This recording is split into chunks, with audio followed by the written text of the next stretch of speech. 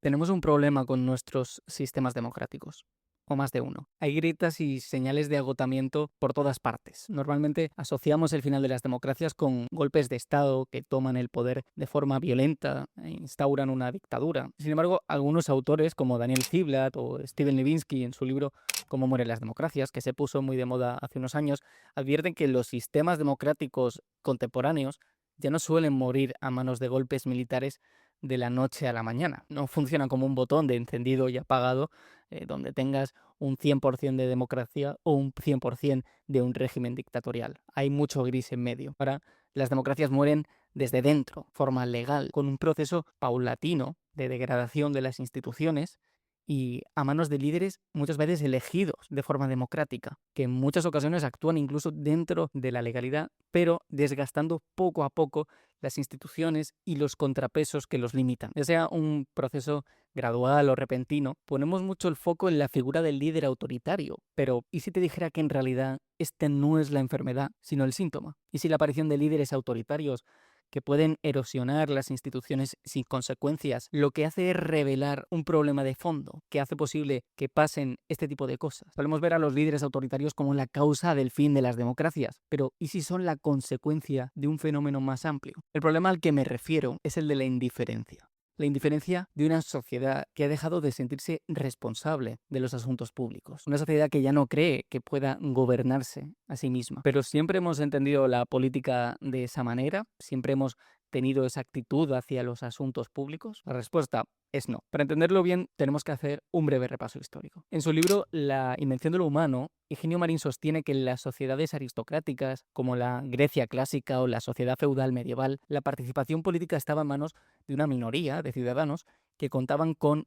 independencia patrimonial suficiente como para liberarse de la necesidad de trabajar para subsistir. En el mundo de la antigüedad grecolatina, por ejemplo, trabajo manual y productivo se consideraba indigno de los hombres libres y estaba en manos de los esclavos, de obreros, de artesanos, mercaderes y labradores que carecían en realidad de una ciudadanía plena y por lo tanto no participaban en la vida política. El idiotés, para el griego, era la persona centrada en su vida privada en lugar de en la vida en comunidad. Que una mayoría trabajase y se ocupase de lo productivo era lo que permitía que una minoría selecta pudiera dedicarse a actividades que sí consideraban ennoblecedoras, como la participación en la vida política, la guerra, el cultivo del saber y la ciencia. Por ejemplo, en el ámbito doméstico era el pater familias el que podía dedicarse a estas cuestiones, mientras el resto del oikos o de la domus se dedicaba a la satisfacción de las necesidades materiales cotidianas, de comer, básicamente. Y algo parecido pasaba en la Edad Media, donde la aristocracia nobiliaria se encargaba de la defensa militar y del gobierno,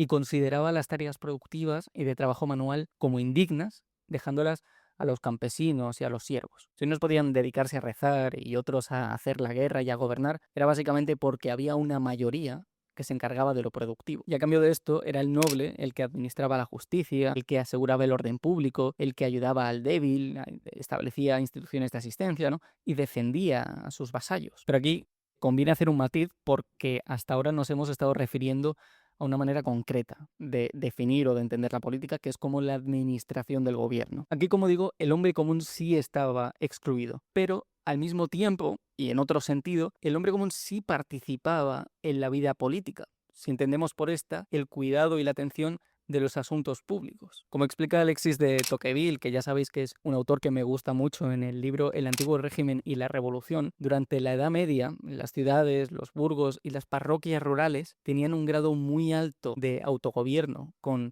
asambleas populares y bienes comunales. Tocqueville incluso afirma que funcionaban como pequeñas repúblicas democráticas. Elegían a sus propios jefes, los magistrados y oficiales municipales, decidían sobre cómo gestionar el patrimonio común, podían crear impuestos locales y decidir en qué se gastaban esos impuestos, o podían tomar decisiones sobre la creación y el mantenimiento de obras públicas e infraestructuras. Podían sostener pleitos en nombre de la comunidad para defender sus derechos. Fíjate en lo que significa esto. No estamos hablando simplemente de quién gobernaba, estamos hablando de dónde estaba la política. Y estaba mucho más cerca de la gente. Es decir, a pesar de que era una sociedad aristocrática, las personas comunes estaban involucradas en los asuntos públicos y había una vitalidad política muy intensa. Puede que no pudieran administrar el gobierno, que por otro lado tampoco tenía tantísimo poder como podemos pensar, pero sí tenían una gran capacidad de autogobierno. Pero aquí ocurre uno de los cambios más importantes de toda esta historia, y es un cambio cuyas consecuencias seguimos viendo hoy. Llega el antiguo régimen, y con la modernidad se producen una serie de transformaciones que hacen que todo se tambalee. Según Tocqueville, los monarcas absolutistas llevaron a cabo una política de centralización administrativa y de concentración del poder en el Estado central y de destrucción de los cuerpos intermedios. Se quitan de en medio la independencia municipal y local y eliminan o van erosionando las competencias que tenían los tribunales locales y que hacían competencia a los tribunales reales. Eso hace que la nobleza pierda muchas de sus atribuciones y con ella la legitimidad de sus privilegios. Y como ya no tienen esas antiguas funciones, ¿no?, de cuidado y protección de sus vasallos, de mantenimiento del orden público, de la administración del gobierno local, de la asistencia social, de la administración de la justicia, pues sus privilegios pierden su fuente de legitimidad. Y quien pasa ahora a ejercer esas funciones y a ejercer, por lo tanto, esa legitimidad es el Estado. Como dice Tocqueville, el funcionario se convierte en el nuevo aristócrata. Tras la pérdida de las atribuciones de la nobleza y la destrucción de esas instituciones intermedias, además, se trastocan los vínculos de dependencia. Las distintas clases y las personas dejan de tener obligaciones y problemas mutuos. El tejido social se rompe y se atomiza y pasan a depender del Estado, que queda como protector, como ese Estado-providencia. Y el noble no es el único que pierde sus funciones. Las comunidades locales también pierden esa capacidad de autogobierno de la que hablábamos antes y pasan a depender del Estado central. El Estado pasa a decidir más y más y las comunidades locales, las corporaciones, los individuos pasan a decidir menos. Imagina que durante generaciones los vecinos de un pueblo deciden juntos qué hacer con sus caminos, con sus montes, con su iglesia, con sus impuestos. Y de repente, todas esas decisiones empiezan a tomarse a cientos de kilómetros de distancia. Eso cambia completamente la relación entre el ciudadano y la política. La centralización supone la extinción de la vida pública local. En palabras de Bertrand de Jouvenel, el Estado moderno se caracteriza por la potencia de una organización administrativa que se extiende sobre la totalidad del país y lleva hasta los rincones más apartados la voluntad de un poder central. ¿Cuál es el resultado? Que estos estados centralizados alejan los asuntos públicos de los ciudadanos y pasan a monopolizar las funciones que antes ejercían las instituciones intermedias. El Estado ahoga a la sociedad civil y no la deja desarrollarse. La iniciativa individual y comunitaria se atrofia. Las personas se ven débiles y aisladas como para acometer cualquier proyecto y se ven incapaces de lograr algo si no es con el Estado. A más Estado, menos sociedad civil. Durante la época de las revoluciones, además, se continuó con esta tendencia, aunque sustituyendo la voluntad del rey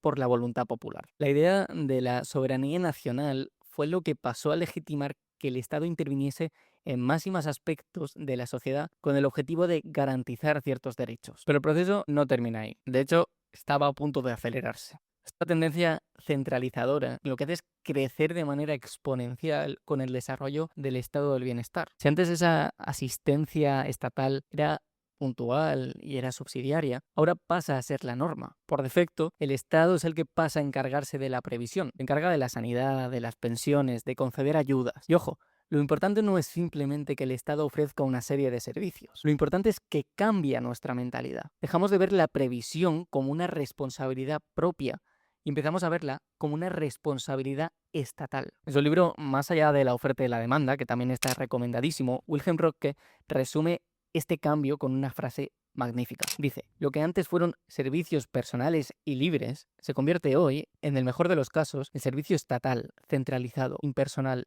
impuesto, plúmbeo y rutinario. Todo ello pagado al precio de una sensible pérdida de libertad. El problema no es únicamente que el Estado sustituya algunas formas de previsión. El problema es que poco a poco acaba debilitando la capacidad de las personas para prever por sí mismas. Antes ahorrabas pues para afrontar una enfermedad, para la jubilación o para aguantar ahí una mala racha, pero si ahora asumes que de todo eso se ocupará el Estado, el incentivo para ahorrar disminuye. Y cuanto menos ahorro y menos redes familiares o comunitarias existen, más dependes del Estado para resolver cualquier dificultad. Ahí aparece un círculo vicioso. Cuanto más depende una sociedad del Estado, menos desarrolla mecanismos propios de previsión. Es como un músculo. Si nunca lo utilizas, al final pues termina atrofiándose. Con la responsabilidad política ocurre lo mismo. Cuanto más delegamos en el Estado la previsión de nuestras vidas, menos capacidad para organizarnos nosotros mismos conservamos. Y esa pérdida de autonomía hace que necesitemos todavía más al Estado. Robke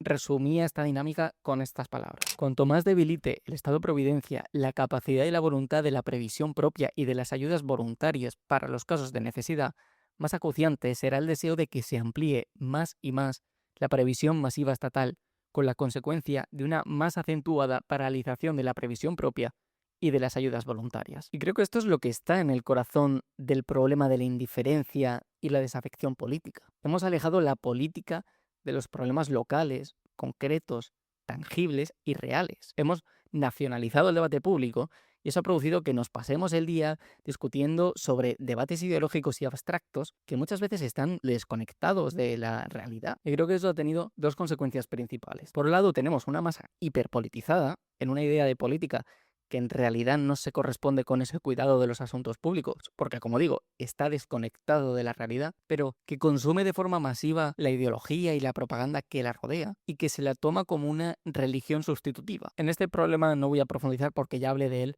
en un vídeo anterior. Pero, por el otro lado, surge una masa indiferente que siente desafección y apatía hacia cómo se está desarrollando la política. Y o están decepcionados o simplemente pues les da igual.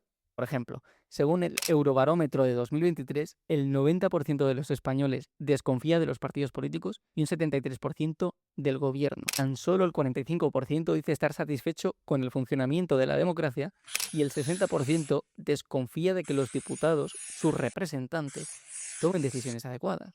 Y la pregunta es, ¿quién no está de acuerdo con esto? Evidentemente, es completamente comprensible sentirse así. Y es que la gente percibe que la política es un espectáculo vacío. Y vemos, el Parlamento se ha convertido en un teatro pensado para alimentar la crónica rosa de la política. El periodismo se ha convertido en un periodismo de declaraciones en el que nos limitamos a contar que Feijóo ha dicho tal y que Pedro Sánchez ha respondido cual. Pasamos a hablar de la política como algo que simplemente está ahí, sucede por arriba, lejos de nuestro alcance y sobre todo de lo que no podemos hacer nada. Y mientras tanto, pues amplían más y más su poder y dependemos más y más de ellos. Tan solo hay que ver cómo ha aumentado de forma prácticamente ininterrumpida el peso del Estado medido como porcentaje del Producto Interior Bruto. La cuestión es que la pérdida del sentido comunitario, de los vínculos familiares y de un sentido de continuidad generacional produce la muerte del espacio público. Se genera una atomización que nos aísla. Esto responde gran parte del problema de la sociedad actual. Ya no te van a cuidar tus familiares. Ahora te va a cuidar el Estado a través de sus instituciones asistenciales. Ya no necesitas ayuda de tus vecinos. Ahora solo necesitas al Estado para hacer lo que necesites. Que lo resume de esta manera. Más hay concentración en todos los ámbitos. Esto es lo que presta a la sociedad moderna su fisonomía. Sofocan cada vez más el ámbito de la propia responsabilidad, de la vida y del pensamiento individuales, y dan un enorme empuje al pensamiento colectivo. Aquellos pequeños círculos, empezando por el de la familia, con su calor humano y su solidaridad natural, ceden ante la masa y la concentración, ante la acumulación de hombres sin rostro de las grandes megápolis y de los centros industriales, ante el desenraizamiento y las organizaciones de masas, ante la burocracia anónima de las empresas mastodónticas y del propio Estado, que mantiene cohesionada mediante el aparato coercitivo del Estado, del bienestar, de la policía y de las autoridades fiscales, a esta sociedad que por sí misma tiende a desmigajarse en individuos. Y no me resisto a añadir un poco más porque me parece que merece mucho la pena este libro. Sigue diciendo, el individuo vale cada vez menos, la masa y la colectividad cada vez más. Y así, la red de interdependencias que rodea a los que buscan con afán el despliegue individual se hace cada vez más tupida, más impenetrable e inextricable. El centro de gravedad de las decisiones y de la responsabilidad se desplaza cada vez más de la base a la cumbre, del individuo, de la familia, el pequeño grupo todavía abarcable, de los centros anónimos. Aumenta sin trabas el poder del Estado, pero como quiera que en su seno actúan fuerzas poderosas que tienden a disgregar su estructura y a debilitar el espíritu de comunidad. Y creo que aquí puede resultar muy útil una idea que introduce Tocqueville. Este cambio en los vínculos de dependencia, que produce una atomización social, hace que los individuos se encierren en sus asuntos privados y busquen su bienestar material, la seguridad y la tranquilidad por encima de cualquier otra cosa. Nos encerramos en nosotros mismos y nos entregamos a los afanes materiales. La excelencia humana ya no se busca huyendo de las necesidades materiales que nos atan al mundo, como entendían los clásicos, sino sumergiéndonos en ella. En Arraigo, que también es un libro muy bueno, Carlos Marín Blázquez explica cómo este proceso hace que lo lúdico invada todo. Lo único que nos preocupa es la fiesta. Como él dice, el homo vacus, el hombre vacío, se convierte en el hombre festivo. Pero no es una fiesta que sirva para cohesionar a la comunidad, como podían hacer los rituales celebratorios antiguos, sino para huir de una realidad cotidiana, asfixiante y monótona. No es la fiesta como unión, sino como evasión. La misma lógica aplica, por ejemplo, a los viajes, a la industria del entretenimiento, a las compras, que convierten necesidades reales, como conocer otras culturas, la expresión artística o estar vestido, en un producto de consumo compulsivo que nos evade de nuestra rutina. Nos disolvemos en el consumismo compulsivo, en un hedonismo vacío, en el laberinto algorítmico de las redes sociales y en tribus ideológicas. Hemos sustituido los vínculos humanos reales por el dominio de la publicidad y de la ideología. Como dice Higinio Marín en su libro Civismo y Ciudadanía, el hombre contemporáneo busca anclas que le ofrezcan algún elemento de permanencia. Pero como la vida moderna ya no ofrece estas referencias estables por la crisis de las relaciones incondicionales, tales expectativas se externalizan hacia comunidades recreativas con intermitente o bajo nivel de compromiso, pero con intensidad emocional. Como muchos nos preocupamos del trabajo y de la producción, y delegamos lo político en el Estado, convirtiéndonos dependientes de él. Nos volvemos en esclavos del bienestar, y basta con que nuestros políticos nos ofrezcan servicios gratis para que estemos satisfechos. Es más, los asuntos públicos incluso nos resultan una molestia, porque requieren una inversión de tiempo que podríamos dedicar al placer, al ocio o a producir. Si lo que nos importa es mantener ese mínimo de bienestar y de seguridad, no nos importa entregarnos a un amo que se encarga de todo. Y así es como el Estado te mantiene en una infancia permanente, para que no puedas vivir sin él, mientras él acumula más y más poder. El pensamiento de Tocqueville es muy útil porque él imaginó un tipo de tiranía muy distinto a las dictaduras clásicas. No sería un poder que aterrorizara constantemente a los ciudadanos, sería un poder paternal, cómodo, protector. Es un poder que nos acostumbraría a delegar en él todas nuestras responsabilidades. La democracia en América hace una predicción que parece escrita en el siglo XXI. Dice, por encima se alza un poder inmenso y tutelar que se encarga exclusivamente de que sean felices y de velar por su suerte. Es absoluto, minucioso, regular, previsor y benigno. Se asemejaría a la autoridad paterna si, como ella, tuviera por objeto preparar a los hombres para la edad viril, pero, por el contrario, no persigue más objeto que fijarlos irrevocablemente en la infancia. Este poder quiere que los ciudadanos gocen, con tal de que no piensen sino en gozar. Se esfuerza con gusto en hacerlos felices, pero en esa tarea quiere ser el único agente y el juez exclusivo. Provee medios a su seguridad, atiende y resuelve sus necesidades, pone al alcance sus placeres, conduce sus asuntos principales, dirige su industria, regula sus traspasos, divide sus herencias. ¿No podría librarles por entero de la molestia de pensar y del trabajo de vivir? Como veis, esto nos anula como sujetos políticos, atrofia nuestra capacidad política y nos sumerge en un síndrome de Peter Pan eterno, en el que somos niños incapaces de gobernarnos a nosotros mismos. Ya no hay subversión posible, sino conformismo. La relación con el Estado es unidireccional y descendente. Nosotros no influimos en él, pero él modela la sociedad a su antojo. Imprime una forma moral, cultural, social, económica y psicológica en la sociedad y en los individuos. Pero ese nuevo despotismo solo es posible porque antes nos han hecho indiferentes, porque nos han domesticado. Como dice Ernst Jünger en La emboscadura, la tiranía deja en suspenso la libertad y la aniquila. Mas por otro lado, la tiranía solo puede llegar a ser posible en aquellos sitios donde la libertad se ha domesticado y diluido en un huero concepto de sí misma. Vale, y ahora sí podemos volver a la pregunta que nos hacíamos al inicio. ¿Es esa indiferencia la que permite que surja un tirano, que se burle de esas normas y convenciones que se han quedado simplemente como normas sin sentido? Pero es el propio sistema de la modernidad el que hace posible que se degraden las instituciones sin que a nadie le importe. Al fin y al cabo, la política es algo que está tan alejado de nosotros que simplemente pensamos que no podemos hacer nada. Lo único que nos queda es aceptar acríticamente lo que venga mientras el Estado cuida de nosotros, como un bebé que se come una papilla sin preguntar qué es lo que le están metiendo en la boca. Y en ese contexto, sí, a mucha gente la llegada de un líder autoritario le parece una alternativa atractiva. Y piensan, ¿qué más da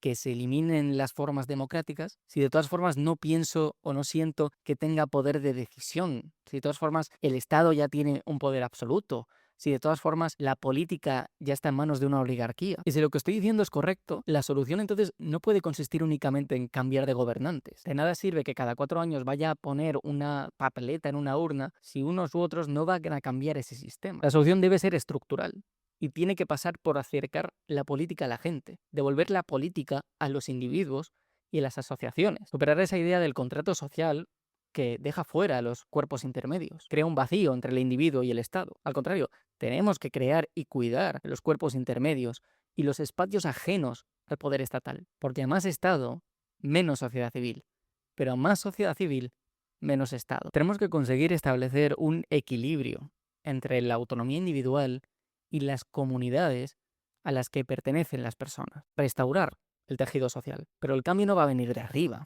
porque simplemente los incentivos no están ahí para que suceda. No va a venir un Mesías que nos salve a todos. El cambio debe venir de abajo, y para eso es fundamental reparar el sentido cívico. Una sociedad hiperlegislada es un síntoma de una sociedad fracasada, rota y degradada, en la que los vínculos humanos se han sustituido por decretos y por una burocracia anónima. Cuanto más educación, más integridad moral, más civismo, más respeto hacia quienes nos rodean y nuestro entorno, más repararemos ese tejido social. Y ejercer una resistencia cotidiana, porque si el poder se ha infiltrado en las cosas pequeñas, la lucha tiene que ser en las cosas pequeñas. Resistir en los espacios que habitamos cada día, aunque lo cómodo sea ceder. Por ejemplo, a través de la formación. No hay nada que el poder tema más que individuos que se niegan a entregarse a ese hedonismo compulsivo y se dedican a formarse para aprender a gobernarse a sí mismos y salir de esa infancia permanente en la que el Estado quiere mantenernos. El cambio será uno a uno y en las pequeñas cosas, a través de la asociación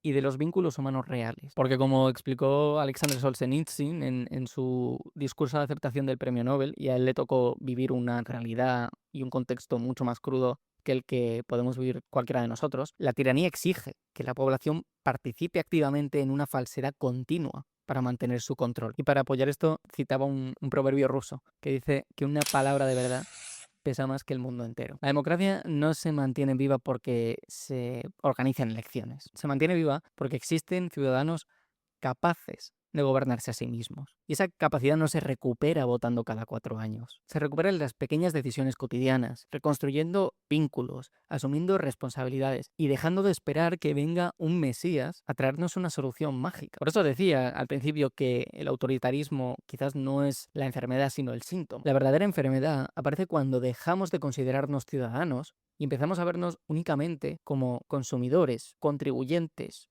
o beneficiarios de servicios públicos. Cuando dejamos de cuidar aquello que es de todos. Cuando dejamos de entrenar ese músculo de la responsabilidad individual. Porque las democracias no empiezan a morir cuando llega un tirano. Empiezan a morir mucho antes, cuando los ciudadanos dejan de sentirse responsables de los asuntos públicos.